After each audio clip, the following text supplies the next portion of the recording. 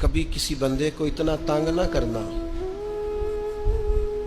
کہ وہ اتنی تکلیف میں آئے کہ وہ خود تو کچھ نہیں کر سکتا، ماڑا ہے، لیکن پھر وہ رات کو اپنے رب کی بارگاہ میں بیٹھ کے کہے کہ تو حاکم و عادل ہے مگر تیرے جہاں میں ہے تلخ بہت بندہ مزدور کے اوقات۔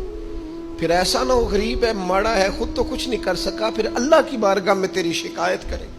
ایسا نہ کرنا۔ میرے نبی پاک علیہ السلام کے درویش صحابی تھے حضرت سعید بن زید رضی اللہ تعالیٰ عنہ، فقیر فاقہ مست، حضرت عمر رضی اللہ تعالیٰ عنہ کے قریبیوں میں سے تھے۔ ایک عورت نے الزام لگا دیا زمین کے قبضے کا۔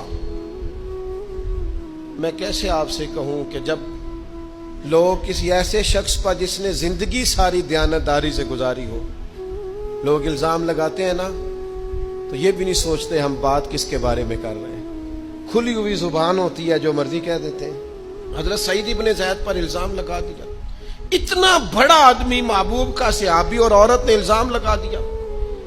اور جب اللہ والے بد دعا دیتے نہیں، لیکن جب کوئی تکلیف اتنی دے، کلیجہ پھٹ جائے، پھر بندہ کیا کرے؟ وہی بات کہ اب وہ کچھ کہہ نہیں سکتے تھے، ایک عورت پر کس طرح کوئی بات ہو سکتی تھی؟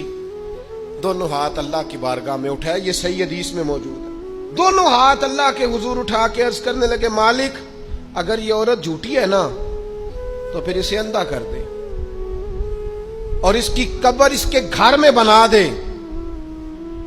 صحابہ فرماتے ہیں کہ حضرت سعید ابن زید کا تو وصال ہو گیا، زمانہ گزر گیا، لیکن ہم نے پھر اس بی بی کو اندھا ہوتے دیکھا ہے۔ پھر اس کے گھر میں کنواں تھا اور ہم نے اسے اپنے ہی گھر کے کنویں میں گر کے مرتے ہوئے بھی دیکھا ہے۔